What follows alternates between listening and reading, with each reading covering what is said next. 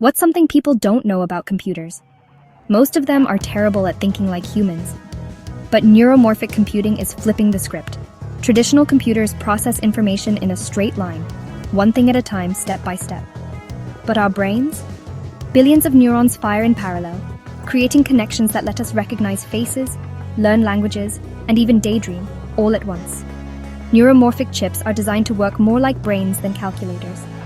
They use artificial neurons and synapses that fire only when needed, saving power and boosting speed. This makes them perfect for AI tasks like vision, speech, and decision-making, where adaptability and efficiency are key.